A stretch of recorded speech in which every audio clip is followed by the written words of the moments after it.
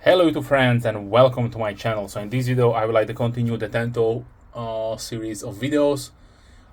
We have an entry from Smith & Wesson, and this will be the Smith & Wesson Tanto Linerlock, or SW1084311, which is the model number of this one.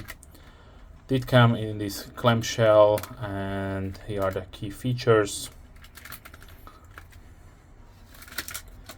So let's check it out.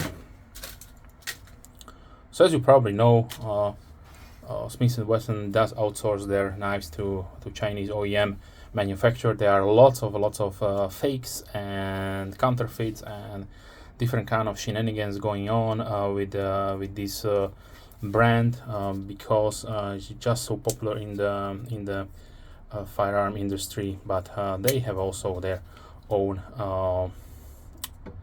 producers, and they make some really nice decent knives, in my opinion. So I had the chance in the past to sample some of their designs, and when I was embarking on this Tanto series of videos that I would like to make for my channel, and to add more Tanto profile blades to my collection, I came across a few designs from Smith & Wesson that catched my eye, if you can say so, and this one was one of them. So on the pictures, surely it did look a little bit different. For most pictures that I saw, the handle looked more gray than this full blacked out version. So I know what's going on, but let's see the specifications. So we have a whole length of 20.1 centimeters or 8 inches, which is in my opinion a, let's say, decent medium to large sized folding tactical knife.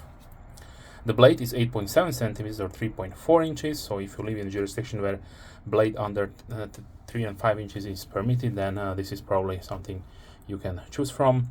The blade width is 2.6 centimeters or 1 inch. Thickness is 2.5 millimeters or 0.1 inches.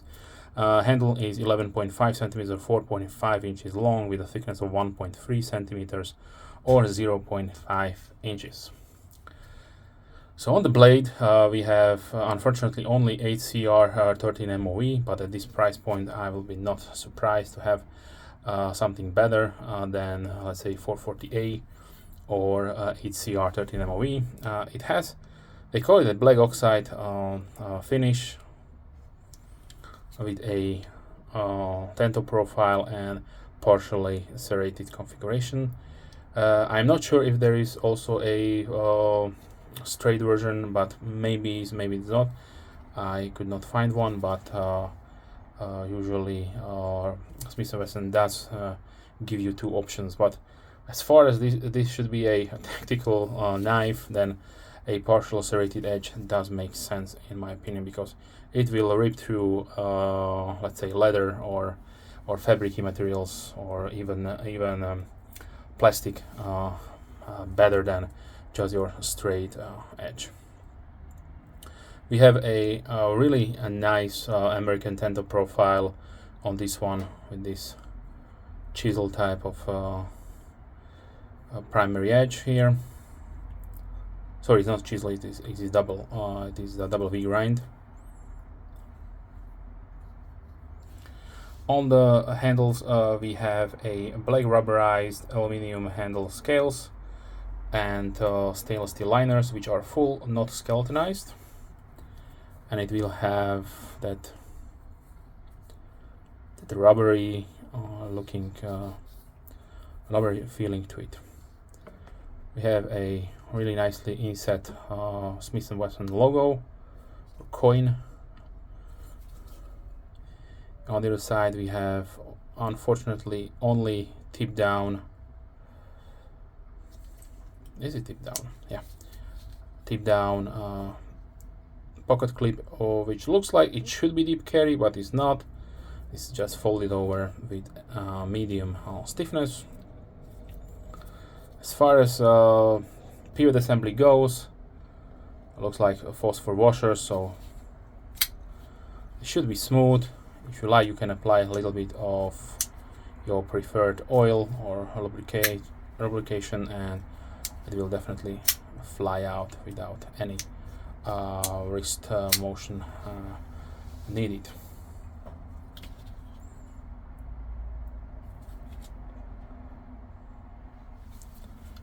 We have an open construction with 2 standoffs, Linerlock, as you can see there. It rides, I don't know, let's say 70%. As far as centering goes, yeah, looks almost center, a little bit favors one side. Okay, so now let's see the sharpness.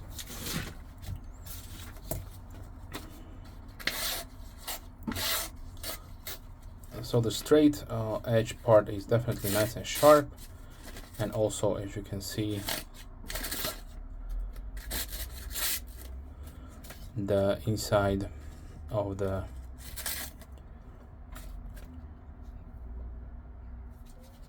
partial serrated edges will definitely grab. So this is how to be expected from this aggressively sharpened teeth right here.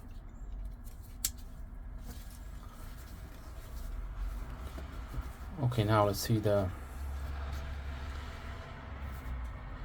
will go inside the pocket without any problems right there, and this is how much it will be sticking out. So yes, it could be classified as deep carry. Maybe 2 millimeters are sticking out, so nothing major there.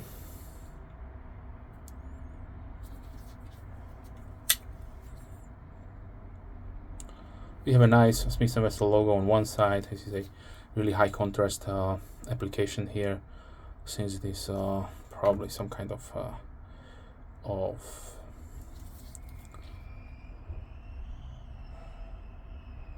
don't know if it is painted on or it is a laser engraved. Yeah. Definitely the black oxide finish will help with the corrosion resistance, since 8CR13 MOV is not completely stainless. But yeah, the handle configuration is, in my opinion, is really nice. It reminds me of something like a hinderer style of handle configuration. Overall, this looks like a little bit like hinderer to me. We have a very smooth jimping on the top, so definitely nothing that will prevent you to slip forward, but you can rest your thumb right there.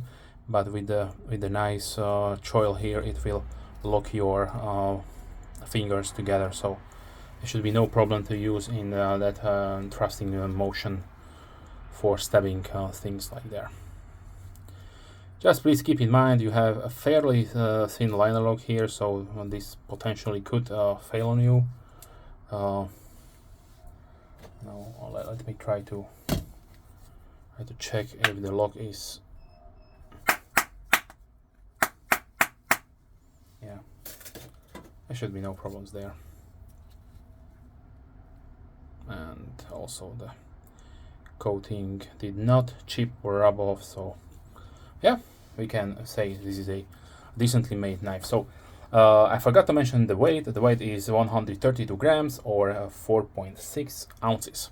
So now let's talk about the pricing. So like most Smith & Wesson products, you can find these with very different pricings on the internet. So I'd find it from $28.49 to $17.99 up down to $11.90. So if you can get this one for $12, for us here in Europe for around say 15-16 euros, then that is definitely a bargain knife to it.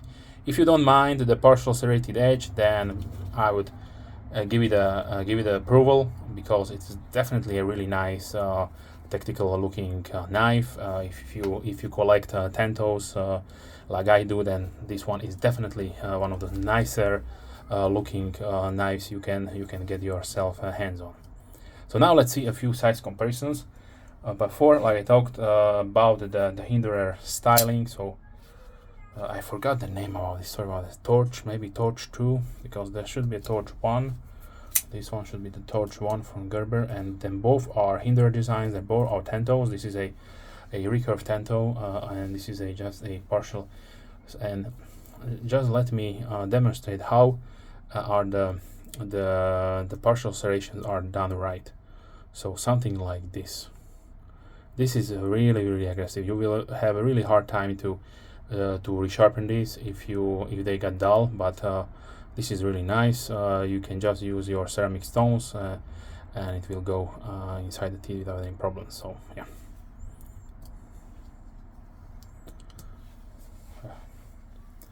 So if you can make a, let's say, a small collection size-wise, then the first one will be a large, the Smith & Wesson will be the medium, and the Torch one, hopefully I remember the name correctly, will be the small one.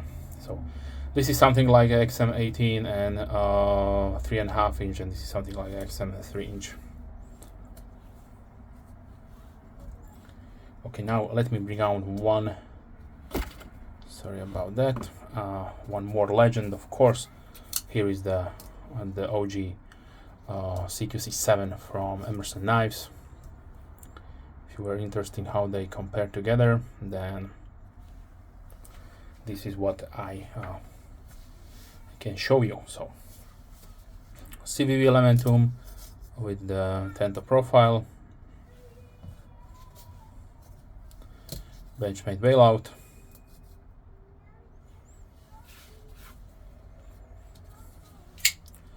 another old school classic from my collection, the Utilitech 2 from Ontario Knife Company, which are unfortunately closing shop. This is a really great user in my opinion. I did carry a couple of different configurations of this knife years ago, and yeah, they are really nice knives. Okay, so now let's continue with, here is the red model 1, Giant Maul Ace Grand, excellent DDC knife. I highly recommend this one if you are looking at the medium to large sized knife with micarta and Elmex steel.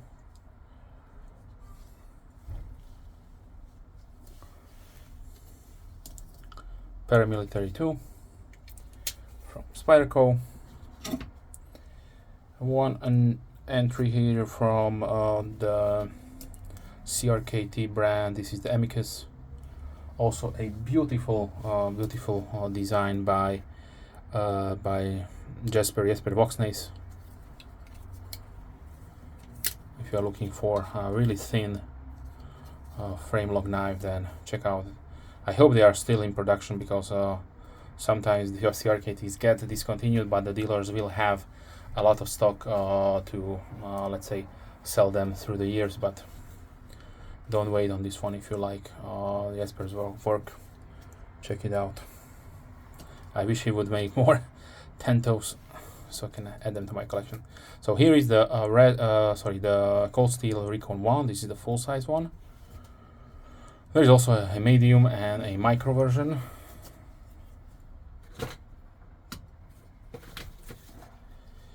Spyderco Endura. Let's see the Delica. It will be smaller, of course.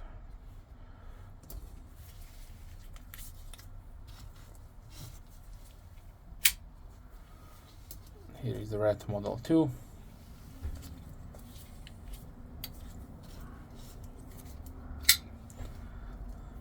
Bug Vintage Avid.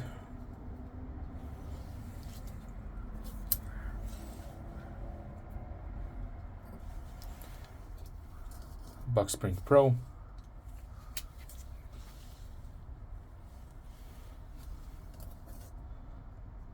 QSP Penguin.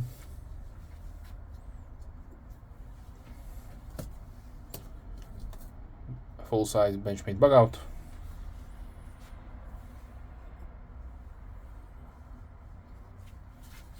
And bug out Griptilian. And here is the bug out.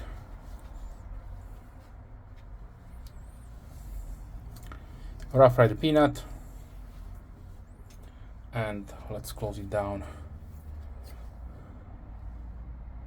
But before we close it down,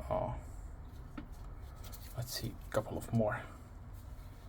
So here is the CRKT Hisatsu. So if you're looking for a nice traditional Tanto with the Osora Kozukuri Williams design profile, you can check out these two. They should be still in production. Don't quote me on that. This is the Goken, which is a flipper configuration. And it's also a field strip technology takedown. And this is the assisted version of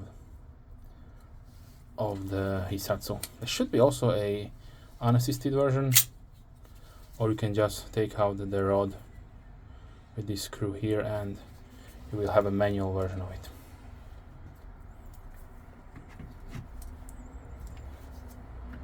Okay, and now let's close it down with the K-Bar Dozier folding hunter. So for around $12 or $18, let's go with the mid price, I would definitely recommend this one if you are looking for a really nice, comfortable fitting or sitting Tanto. And if you don't mind the HCR 13 MOE and made in China, then definitely go for it. They should be still in production, hopefully, because some models that I did find are a little bit problematic to get because they got discontinued and I have to track them down to add to the Tanto collection. But if I can, I will continue this series for you.